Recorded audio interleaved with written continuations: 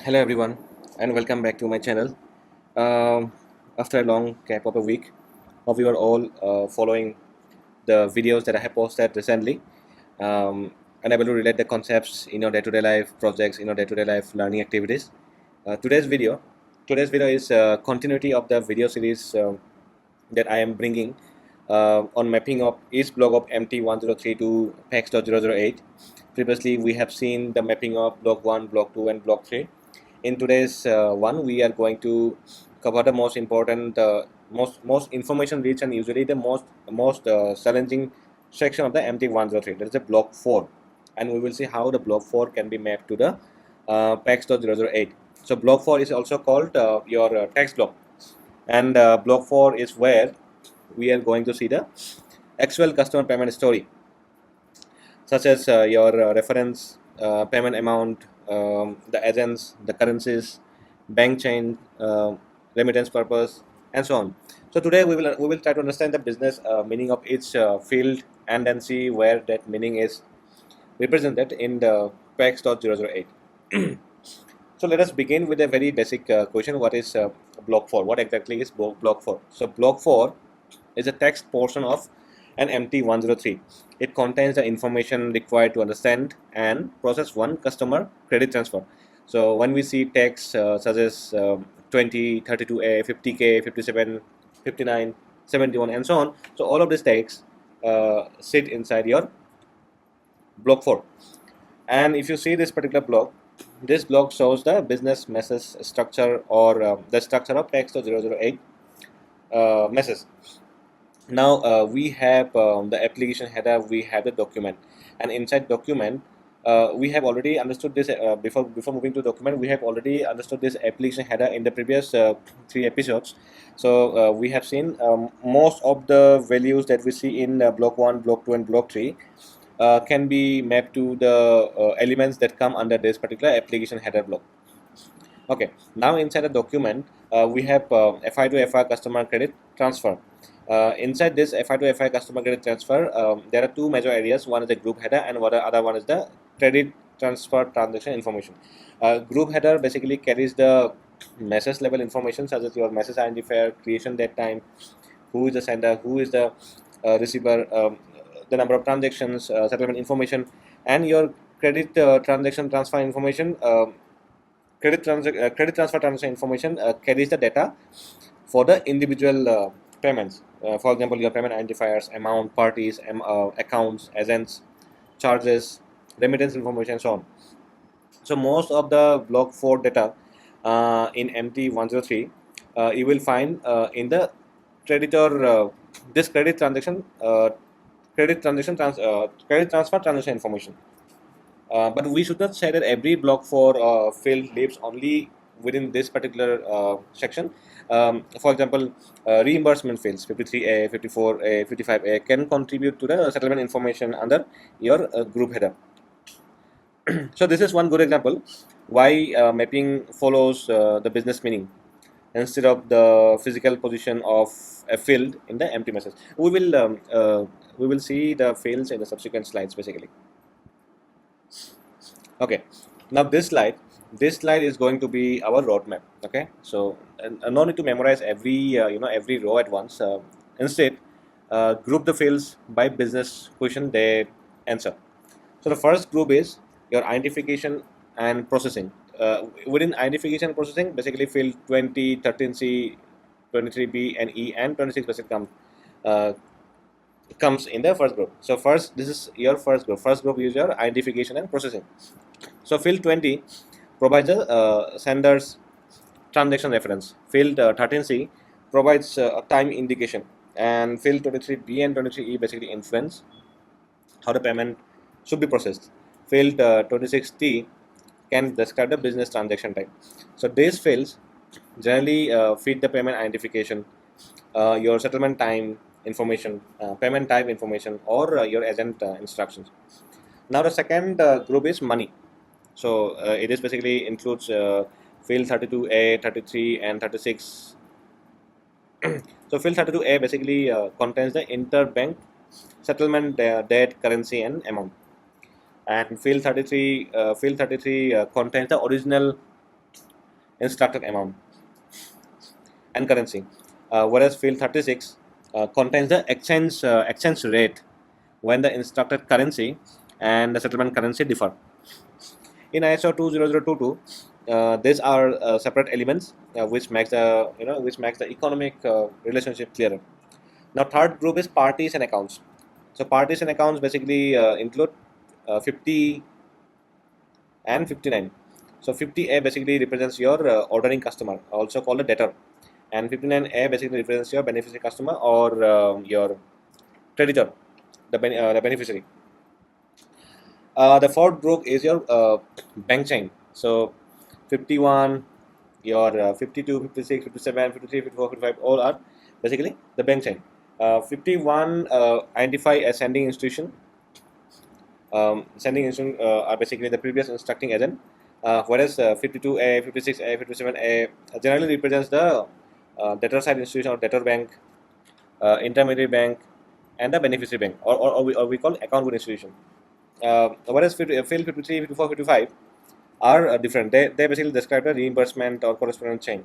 So we have seen in the previous slide, these three tags basically go inside the group header. Okay, the fifth group is the charges. Charges basically come under field 71.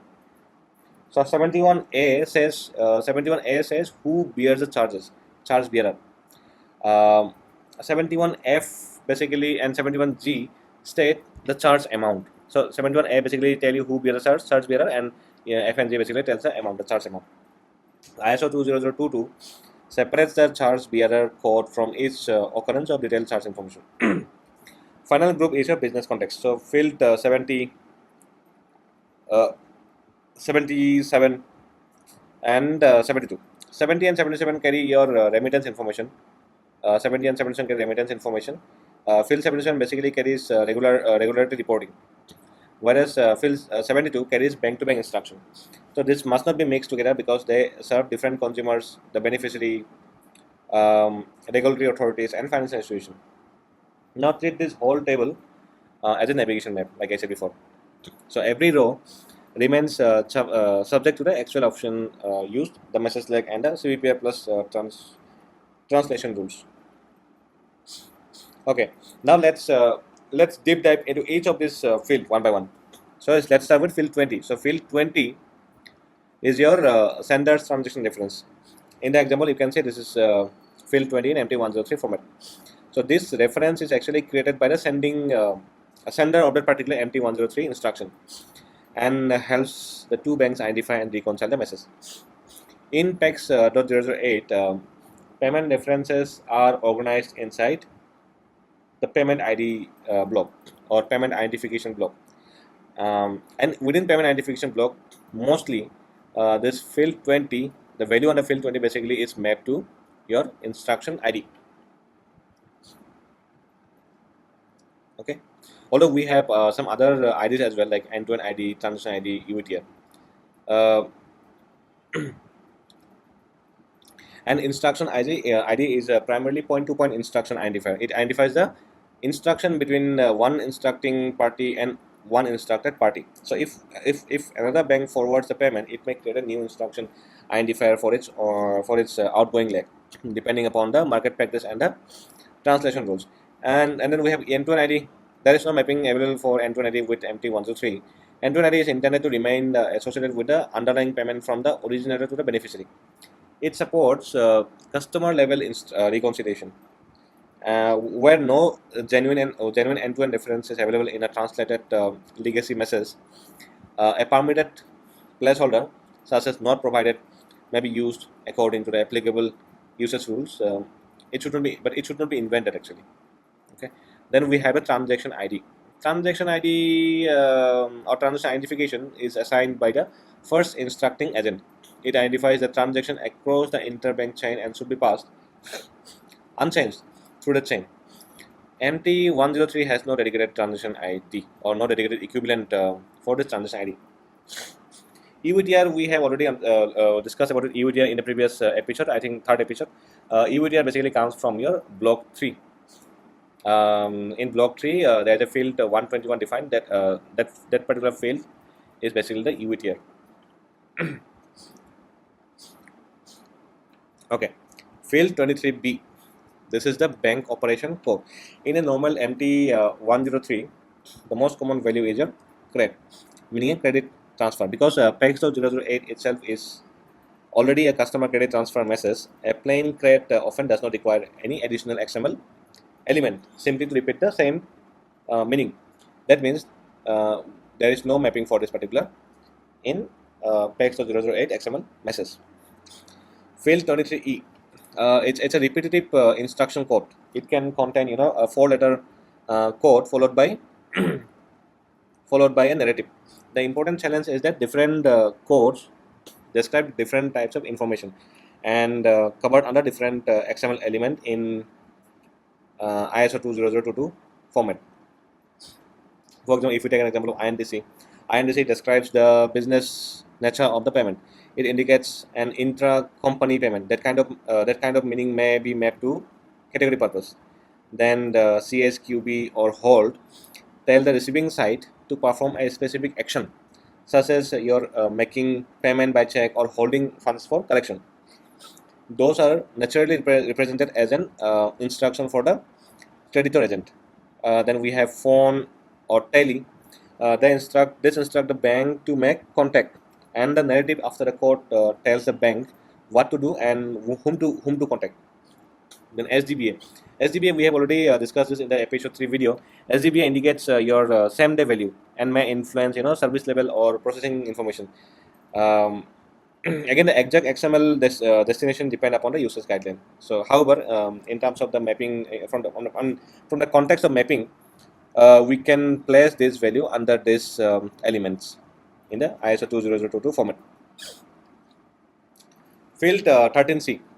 Okay, this is time indication. The example uses the code send time followed by this number 1430 and then 0530. So this tells us not only the clock time. So this is the clock time. This is not the clock time, but also the relevant time zone. The clock word is the code word is essential because it explains what that time represents. Ascending time is not the again ascending time is not same as debit time, credit time, or settlement cutoff. In PACS 008, timing information can be represented within your settlement time indication, depending upon the empty code word and the applicable translation rule. The value may populate a debit that time, credit that time, or another relevant timing element. Therefore, read the code word before choosing the target. For example, in this case, it's a debit that time, which will come under this particular settlement time indication element. Field 26T is a transaction type code. It answers a business question, such as is this a salary payment, a tax payment, dividend, is this supplier payment, or another category. So difficulty is that 3-character value is often based on a national, bilateral, or bank specific code list. The example you see 1001 here on the screen has no universal meaning by itself. If the sending and receiving communities or the sending and receiving financial institution have agreed that 001 means a particular category, the value may be represented through your category purpose element, often as a proprietary value. Now, without any agreement between the parties, the converter must not guess. Field 51A, this indicates sending institution. So it is actually mapped to PACS 008 previous instructing agent under the transaction level credit transfer transaction information section. It identifies the financial institution immediately before the current instructing agent in the payment chain. Let's try to understand this with a simple example. Let's assume 3 banks: Bank A, Bank B, and Bank C. So Bank A is sending some payment from payment to Bank B. Then Bank B will send that payment to Bank C. Let's say we are talking about this particular leg, payment from Bank B to Bank C. So Bank B is currently sending to Bank C. Now, the message while bank B will send to bank C, let's assume bank B is sending pacs.008 to bank C. So bank A, which instructed bank B previously, will appear in this pacs.008 message as a previous instructing agent. So that is the sole purpose of this particular element. I hope you understand. You got it. Okay, let's come to the field 32A. So 32A combines three data items in one compact empty value. The first 6-digit is your value date in the format of YYMMDD. Next is your currency, interbank settlement currency, and the remaining value is the interbank settlement amount. If you have noticed, the empty format mostly uses a decimal comma, and in ISO 20022, you will wherever you will see the amount or any value, uh, it will be represented using a decimal point.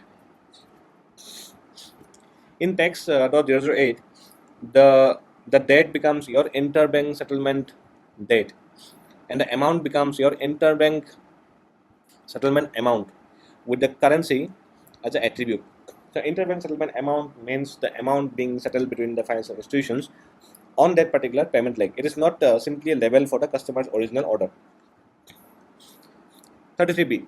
33B basically provides the original instructed amount and currency. Here the customer instructed 8,50,000. In pacs.008, that becomes your instructed amount with currency as an attribute.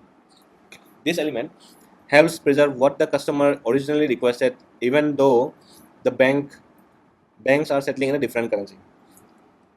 Field 36 contains the exchange rate. Here it is 85. The arithmetic shown on the slide is 85 divided by 8,50,000 divided by 85. That is your exchange rate, and it gives you the amount in USD, 10,000 USD. So this USD amount matches with the value under field 32A. So the major mapping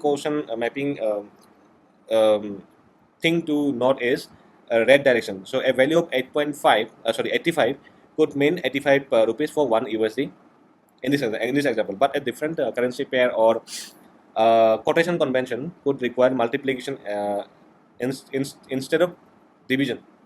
So a converter must use the relationship between 33B, 36, and 32, and not copy the number without validating the amount reconciled. Okay. Next is your field 50 with letter A. This is used when the ordering customer is identified through a big like identifier rather than normal customer name and address. In this example, the first line, the first line contains the party identifier or account style reference, and the next line contains your big. In ISO 20022, the ordering customer becomes the debtor. Ordering customer basically means the debtor, and that's why it has this debtor element. Because the big identifies the organization as a party, it is represented under debtor. Then inside debtor it is under ID, inside ID it is org ID, and inside org ID it is any big. Now notice the element any big. You might have observed an element called big FI as well. This element also contains a big, similar to this, but this is used when identifying a financial institution in an agent role. So this particular element is used for banks or any FIs. Okay. The account or the party identifier. This account or party identifier must be analyzed separately. If this particular random number is genuinely the debtor account, it can be mapped to debtor account under your other identification, unless it's a IBAN. If it is another form of party identifier rather than an account, it may belong under the debtor's organization identification. Instead. So the thing to notice, this particular number or value should not automatically be treated as an account without checking its semantics while you are mapping the value from MT to ISO, MT to MX. The most important distinction is between the customer and the customer's bank. So 50A basically represents identify the ordering customer organization, whereas the bank with which this particular customer has is basically represented by field 52A. We will anyway come to this field in the next upcoming slides. This field 52A sometimes identify. I mean, not sometimes. Field 52A identifies the ordering institution or debtor agent. Both may contain values that look like bigs, but they represent different business actors. And then we have option 50F as well. So 50F basically uses your numbered sublines, 1, 2, 3. This kind of numbered sublines. So that numbering gives the receiver clues about the meaning of each line. So in this example, the identifier contains the account reference first. Then line 1 contains the customer name. Line 2 contains the address, and then line 3 contains the country ID and the town name. In pacs.008, the name maps to your here debtor inside debtor element. The name maps to your name element. The account maps separately to your debtor account element. The country and town should be represented in their designated postal address elements. Within postal address elements, the state information can remain in the address line unless the source provides sufficiently reliable structured components for street name and building number, and the country will lie inside the country element. Okay, now there is an important nuance actually. So field 50F is called structured because this numbered subfields tell us what type of information is present, but that does not necessarily mean every address component is fully structured to ISO 20022 level. A line such as 12 M0 may still be carried as an address line when town and country are present in designated elements together with address line. The result is commonly described as a hybrid address. So do not infer a postcode, state, building name, or separate street and building number when those values are not explicitly and reliably available. So incorrectly invented structure can harm in the sanction screening, payment repair, or regulatory reporting. For example, we need this particular country element separately so that our system is able to do the sanction screening as per the bank's guideline or as per the regulator's guideline. So this hybrid address concept is actually is especially current in 2026 from 14 November 2026. CBPR Plus will no longer accept a fully unstructured postal address. So at a minimum, town and country must be supplied in their designated elements when an address is provided. So in this example, we don't see the town actually, but there should be something called town element as well, as per the latest ISO guideline. Okay, let's go to field 50K. So field 50K is a classic free text ordering customer option. The example gives an account line followed by the name, address, and the location, town and the country. The safest translation principle is preservation without invention. The debtor name can be mapped to your name element when the name line is clear. The account can map to your debtor account when it is generally an account identifier. The remaining address lines can be carried as a address line values in the same logical order. So what the converter must not do is guess that 12 is definitely the building number, M0 is definitely the street name, Guwahati is definitely town, and India is a country, unless the parsing is sufficiently reliable and permitted by the implementation rules. A wrong country or town can be more damaging than an honestly unstructured line because structured elements are used heavily by the compliance and routing process. However, there is an important target state limitation. Keeping the entire address as free text was an acceptable legacy translation approach, but fully unstructured address will be rejected under CBPR Plus guideline from, like I said, 14 November 2026. Therefore, for future ready processing, the originating channel should capture the town name, and country explicitly, and ideally capture the remaining address components in a structured form. A downstream translator cannot always repair missing structure safely because address quality must be sourced at origin. So that's what the issue is with 50K. Okay, now the field 59. So field 59 is a common beneficiary format. It basically represents the beneficiary customer.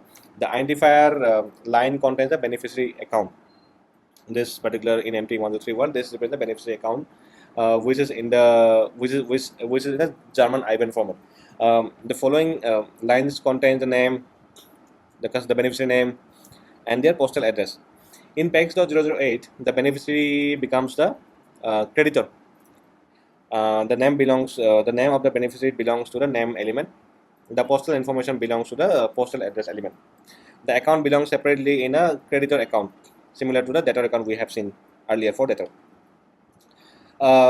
Because the this identifier shows identifier basically begins with a D and follows the IBAN structure. It is represented by the IBAN element.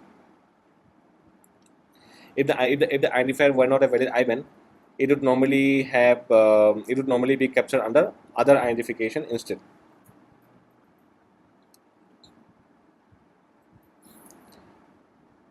Next, the field 59A. This is again the beneficiary customer only. It is used when beneficiary itself is identified by a big identifier. This normally makes sense when the creditor is a financial institution or another organization that has any big element rather than a normal individual or corporate customer identified by name and address. So the big value maps under your creditor ID or ID any big, because it is identifying the creditor as a party. The account or party identifier, on this one is handled separately. The account is being handled separately. If it's a creditor's account, it maps to creditor account. If it's another organization identifier, it may require a different target.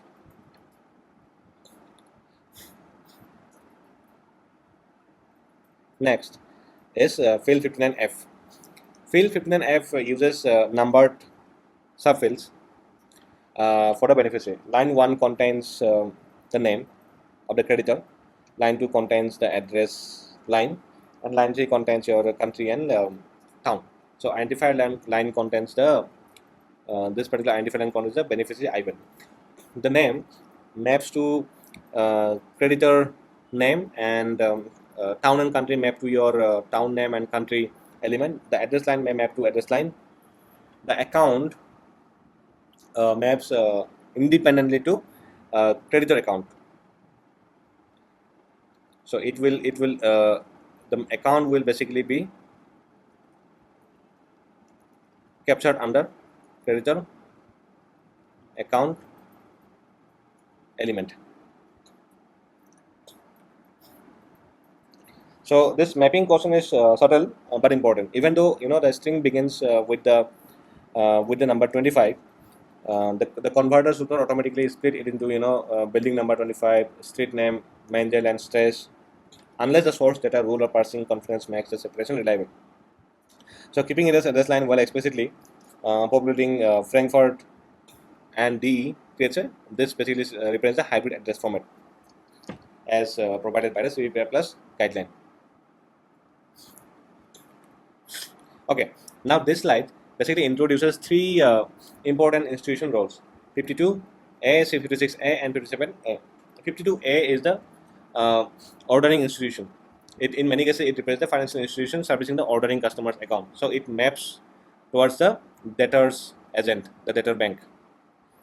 Field 56A is the intermediary institution and maps towards your intermediary agent. Field 57A is the account with institution. It basically maps to the creditor agent or the beneficiary bank. So roles are assigned by the positions in the payment flow, as we have seen, and not by the order in which fields appear. So ISO 20022 asks, what is this bank doing in this transaction? The answer may be debtor agent, it could be intermediary agent, creditor agent, instructing agent, instructor agent, or even it could be a previous instructing agent. Okay, field 53A, 54A, 55A basically describe the settlement plumbing or settlement accounts rather than customer instruction group. Now field 53A, this is the sender's correspondent. It identifies the bank or account relationship through which the sending side will provide funds.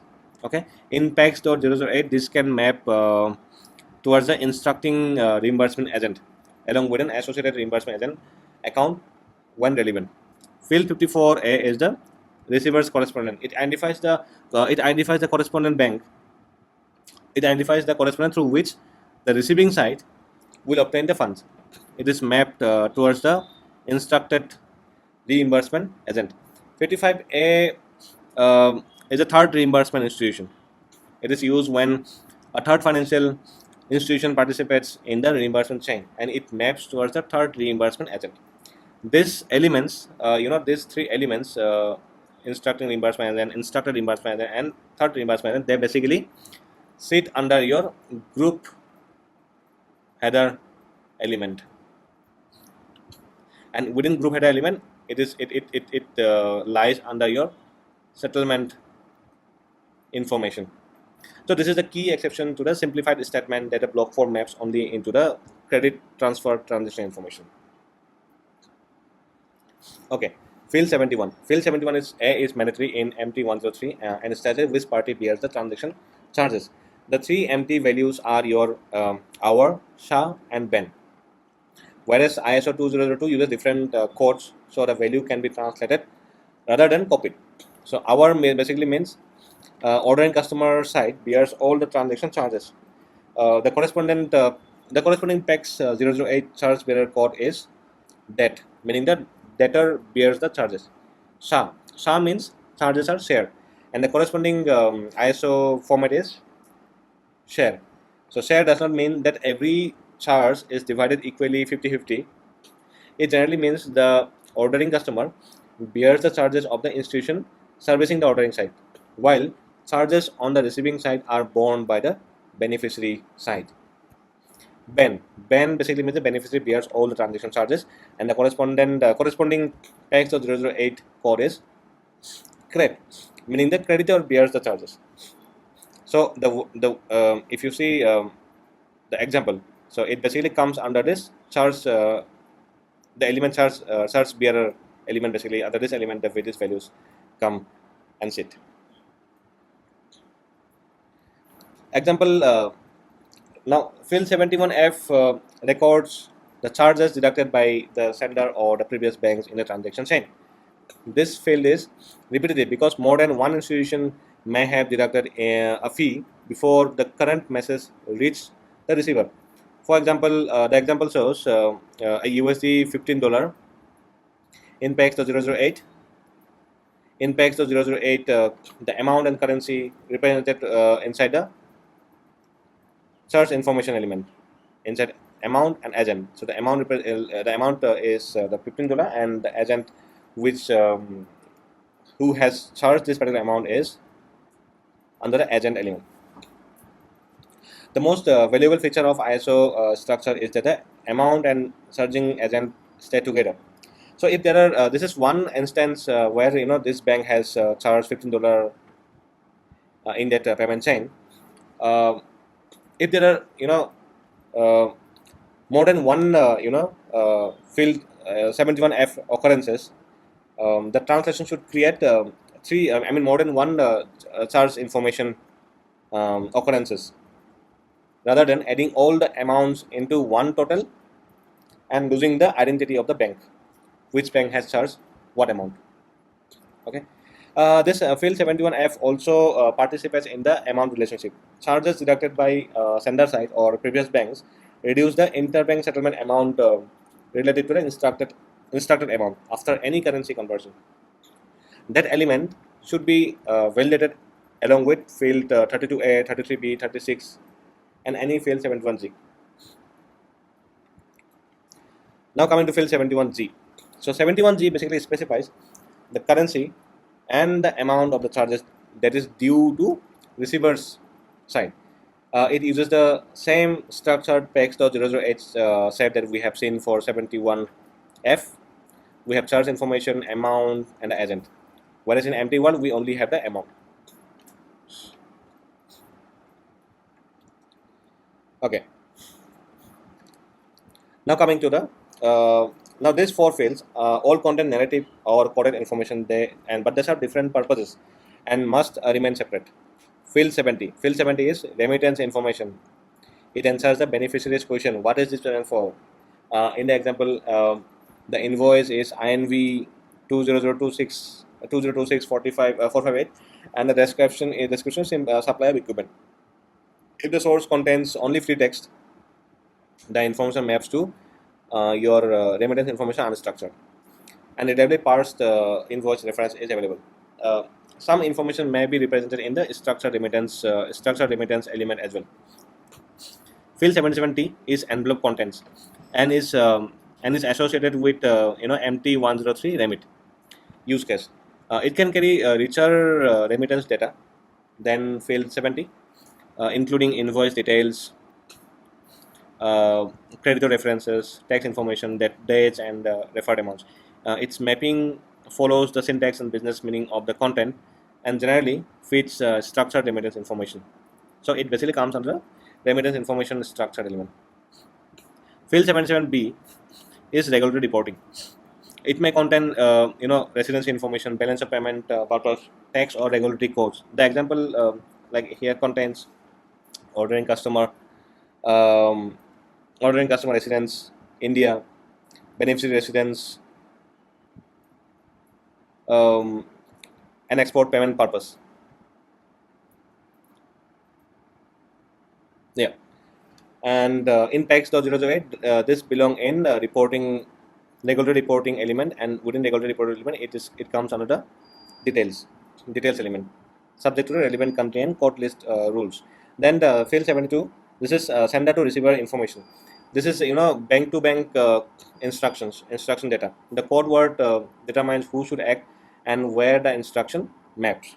In example, ASCC means the instruction is directed to the account with institution, which is normally the creditor bank or the beneficiary bank.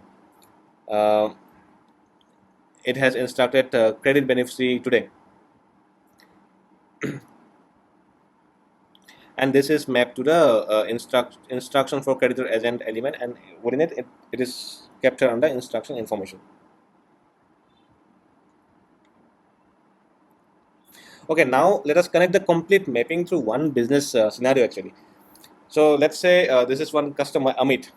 So Amit in India is paying a German company, Mueller Trading in Germany, for computer equipment. So Amit is the debtor here, Mueller Trading is the creditor here, beneficiary. State Bank of India is the debtor agent, and Deutsche Bank Frankfurt is the creditor agent, and Mueller Trading is the creditor. This also shows JP Morgan in New York as an intermediary in the payment business chain.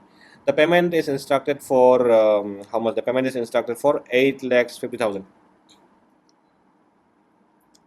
and settled as a USD 10,000 at an exchange rate of 85 per US dollar. So start with field 20. So this is the field 20. This is the payment transaction reference number, and this in the MX format, this is mapped to your instruction ID. Then this particular 32A, this will be captured under your instructor bank settlement amount and date. Then your 33B and 36, these two value will be captured under your instructed amount and an exchange rate field, exchange rate element.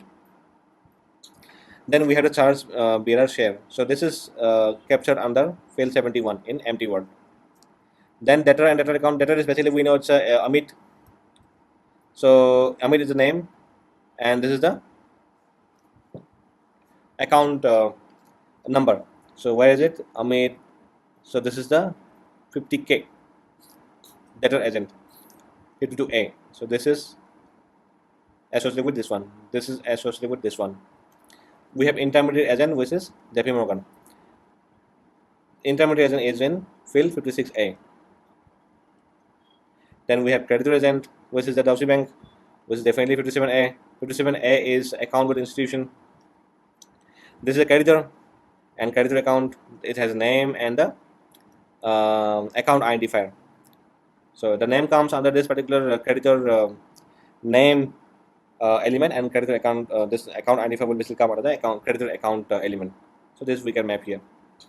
Similarly, we have the instruction for creditor agent, and that is your this one, field 72, that we have just seen in the previous slide. Then this is also used for, this domain is also used for regulatory reporting, and regulatory reporting basically comes under your 77B. So 77B is captured here, and this is your remittance information. Remittance information we have under 70. So this is how the mapping of MT103 block 4 with the creditor transfer transaction information element in ISO 20022 pacs.008 format looks like. And so with this, we come to the end of this video, and that completes our detailed mapping of MT103 block 4 to ISO 20022 pacs.008 for today. Hope you were able to connect the important payment info now between MT and ISO world. We'll come with another video on mapping of block 5 this time. Please don't forget to subscribe to my channel. Keep posting your queries and feedback in the comment section, and I would love to address them. Thank you for watching. See you in the next video. Bye.